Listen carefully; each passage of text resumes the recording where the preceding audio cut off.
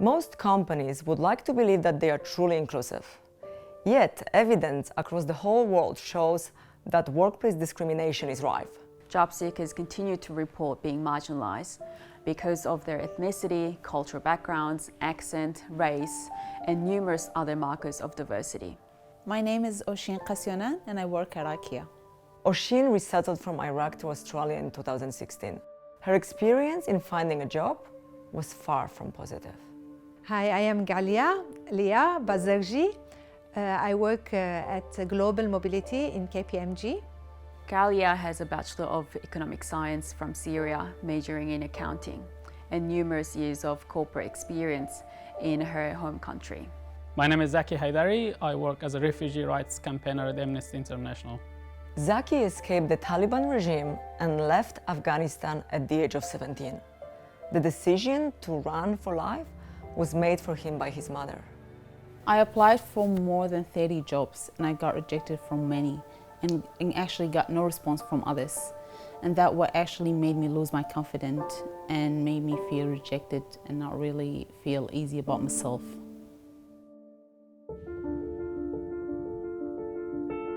Every employer can make multiple adjustments to make their recruitment practices much more inclusive and sensitive to the circumstances faced by refugees and migrants and many other disadvantaged job seekers. Consideration about being inclusive needs to start really early in the process and include where and how you advertise your job opening.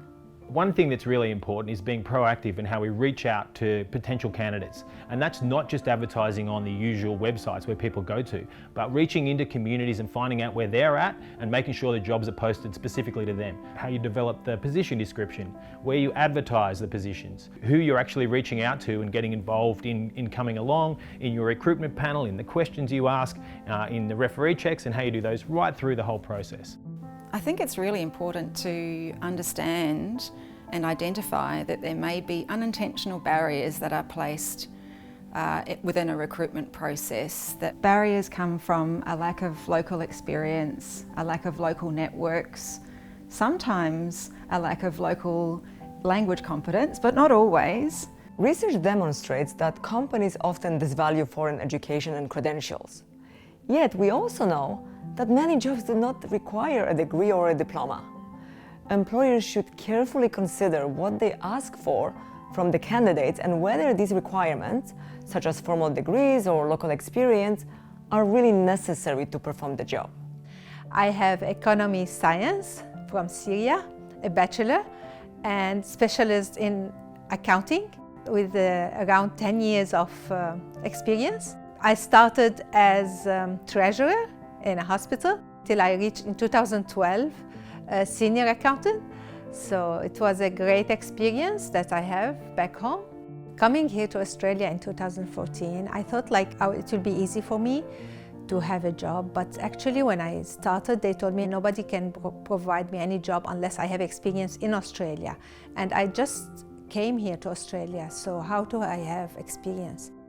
Employers can consider whether there are desirable criteria they could include in their job posting, those criteria that will attract candidates with diverse backgrounds and experience. So, one of the very proactive things you can do is once you've got your essential criteria for the job, which are obviously important to ensure the job is done, is to look at the desirable criteria, including things like a second language. So a second language, which might seem to many job applicants as being something that's not important, can be incredibly important to an organisation in expanding the diversity of candidates that will come into the recruitment process. When I apply for a job, I would love to see some sign of encouragement from the employer, even if that's one line of the culture of that organisation or that place. I can see that as a sign of welcoming, and that gives me a boost of energy that I would love to apply for this organisation, for this particular job, and go and work with them. Many companies engage in lengthy interviewing processes. The question employers might ask themselves is whether they need candidates to be able to talk about the job or actually show their skills and demonstrate they can do the job. Another important consideration is the interview process and the panel that evaluates the candidates. Having a diverse recruitment panel is incredibly important because it's about framing the questions in a way that reaches a different audience to one that you might expect is the one you're looking for. And when you get that diverse panel, how they ask those questions can also be really important. The manner in which questions are asked can really shine a light sometimes on the responses and then give an opportunity to a candidate you may not have otherwise considered.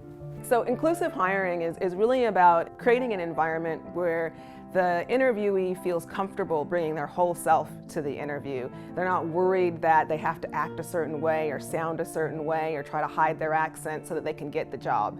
Once a new person is hired, company culture and acceptance from colleagues are critical. How employees are welcomed and onboarded determines whether they will thrive in their new workplace. What makes a place a better place to work is the people around you. There was a lot of new things to me, a lot of things to learn, and it was always easy because I know that there will be people around me that will help me, and I know there is many opportunities for me where I'm working to grow more and more. Anything that you can do to support the talent at your company is helpful. That can be buddy programs or mentoring, but it's not just about the younger employees, it's also about your senior leadership. They need to embrace the movement as well, so that's where reverse mentoring can be a great asset to your organization. Very often we'll hear from our teams, buddies and managers that in fact they have gained enormous amounts from this experience themselves, and in some cases they believe that they've learnt more from their new co-worker than perhaps they've taught their new co-worker. Inclusive companies are those where the importance of employee inclusion and belonging are at the core of everything they do. From recruitment, selection, onboarding, all the way to integration of new employees. I think there's an inherent risk around conflating diversity with inclusion. Yes, it's incredibly important and wonderful for organisations to have a truly diverse workforce, but that's not enough in its own right. We also need to make sure that those diverse individuals all feel like they belong, that they are welcome, that they have a chance to be contributing and feel appreciated for the value that they bring. You can have quotas and targets, but if that's not backed up with real action, if someone arrives and there's targets, but everyone in senior leadership is not actually diverse, then they're going to understand that those targets mean nothing and there's not real action and grit behind those words. Providing someone with a job is about way more than just income. Joining a welcoming workplace provides a sense of security, belonging, accomplishment, and so much more. Inclusive leadership is not difficult, and the benefits are massive. Wouldn't it be great if you could bring your whole self to work? You could be more engaged, you would be happy, you'd be delivering above and beyond. That's the environment I want to create as a leader, an inclusive environment where everyone can just be themselves and not have to worry about being judged. When they can come talk to me about what is and what isn't working, that's when I know I've done a good job.